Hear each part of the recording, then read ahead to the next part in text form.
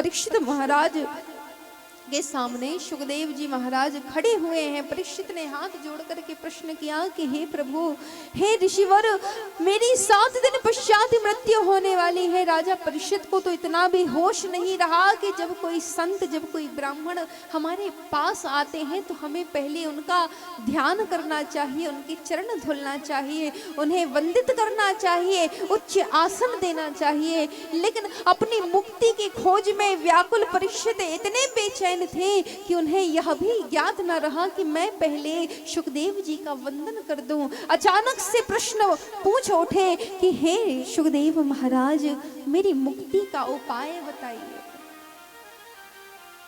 मैं 7 दिन में मृत्यु को प्राप्त हो जाऊंगा, मेरा चित्त बड़ा बेचैन है, इस चित्त को चैन दीजिए। सुखदेव जी महाराज ने एक आसन पर बैठकर परीक्षित को किनारे एक तरफ बिठाला और परीक्षित से कहा कि सुनो, मैं बताता हूं कि तुम्हें क्या करना है। 7 दिन तुम भगवान वांग्मय प्रतिमूर्ति भगवान के श्रीमद् भागवत महापुराण कथा सुनो। तुम्हारे सारे पाप, वैसे तो तुमने कोई पाप नहीं किए, ये मुझे भी पता है,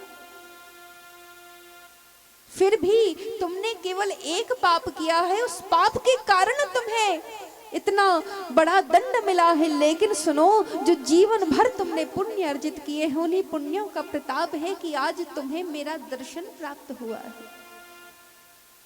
महाराज जनक राज, जो सीता जी के पिता थे, एक समय उनसे एक छोटा सा पाप हो गया था कि उन्होंने अपनी स्त्री को ऋतु स्नान करते देख लिया। और इतने पाप से जब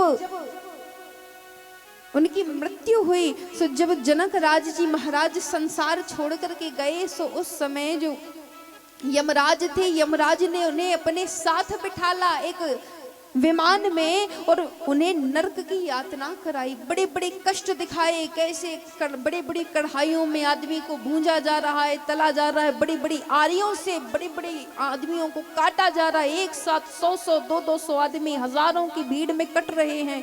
जिस प्रकार से कसाई बकरे को काटता है, उसी प्रकार से लगातार लाइनें लगी हुई हैं, जहां आदमी कटते जा रहे हैं, वापस जुड़ रहे हैं, पुनः कटते जा रहे हैं, उनके टुकड़े हो रहे हैं। जब नरकों की इतनी बेचैन यात्रा जनक जी को दिखाई, सो डर करके जनक जी ने जब यमराज से पूछा कि आखिर मुझे यह इतना भयंकर ये दुर्गति क्यों दिखाई जा रही है, क्या मुझे भी ऐसे ही कुछ सजा मिलने वाली है? तो धर्मराज जो यमराज थे, यमराज ने कहा कि आपने कोई पाप नहीं किया, आपको इस नरक की यातना भोगनी नहीं पड़ेगी। केवल आपसे एक छोटा सा पाप हुआ था, जिसके कारण आपको ये दंड मिला है कि आपको नरकों का दर्शन कराया जाएगा, आपको ये यातनाएं दिखाई जाएंगी, लेकिन ये यातना आपको भोगनी नहीं पड़ेंगी। तो आदमी के पाप चाहे छोटे हो मैया और चाहे बड़े हो,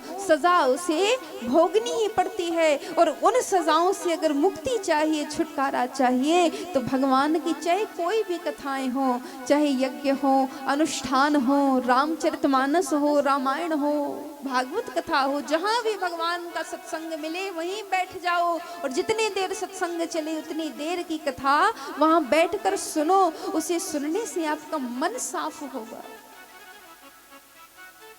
कथा के 3 दिन और जीवन के 365 दिन ऐसे ही निकल जाते। महाराज आपके अगर 3 घंटे अगर आपके तारण हो गए, 3 घंटे आपने मन लगा के कथा सुन ली, तो समझ लीजिए आपके 365 दिन सुधर गए, साल सुधर गई आपकी। इसीलिए साल में एक भागवत अवश्य सुननी चाहिए, चाहे खुद से सुनो या कहीं और हो रही हो तो वहां जाकर के बैठ जाओ तो आराम से सुनो।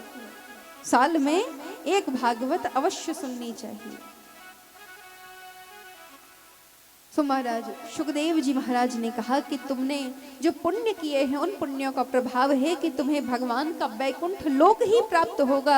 लेकिन अगर तुम्हें भगवान की कामना है और मुक्ति की कामना है तो आओ मैं तुम्हें श्रीमद् भागवत महापुराण का पाठ सुनाता हूँ। राजा परीक्षित को सुनाते हुए श्रीमद् भागवत महापुराण का पाठ प्रारंभ हुआ। यहाँ सुखदेव जी महाराज द्वितीय स्कंध में भगवान विराट पुरुष के देह का वर्णन कर रहे हैं, जहाँ विराट पुरुष के सर्वांग शरीर के एक एक अंग के, जिनके रोम तक का वर्णन भगवान ने किया, सुखदेव जी ने किया है। वो परब्रह्म परमेश्वर जिनकी हड्डियां वज्र के समान हैं, जिनकी हड्डियां नहीं है, इस पृथ्वी के समस्त बड़े बड़े पत्थर हैं, चट्टानें हैं, जिनके शरीर की बहती हुई रक्त कर्णिकाएं इस संसार की बहती हुई नदियों के समान हैं, जिनका जो उदर है, पेट है, वो साक्षात नरक के समान है, जिनकी छाती धर्म के समान और पीठ अधर्म के समान है, जिनके दोनों नेत्र चंद्रमा और सूर्य के समान हैं, जिनके दोनों चरण बड़े पवित्र माने जाते हैं, लक्ष्मी और वैभव के समान हैं, जिनके एक तरफ माता लक्ष्मी और एक तरफ श्री राधा रानी निवास करती हैं, ऐसे वो वैकुंठ पति के जब सर्वांग स्वरूप का वर्णन किया और बताया, सो तब राजा परीक्षित को ज्ञात हुआ कि मैं ऐसे परब्रह्म परमेश्वर की कथा सुनने जा रहा हूँ, जिसने एक बार नहीं, दो बार नहीं, अनेकानेक बार अवतार लिया है भक्तों के लिए।